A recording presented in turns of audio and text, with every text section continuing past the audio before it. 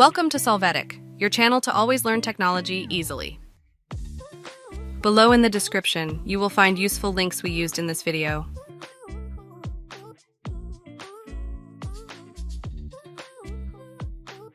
Today in Solvetic, we will see how to show hide folder in laptop. Access the File Explorer. You can see the default folders on a drive or destination. Now click on the menu and select Options.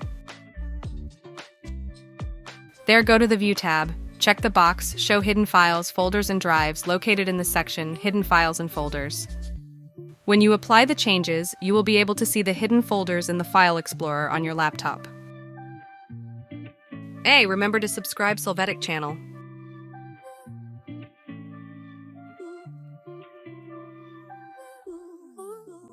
We hope it has been helpful for you. Here are links to watch more videos of your interest and subscribe to the Solvetic channel. Thank you.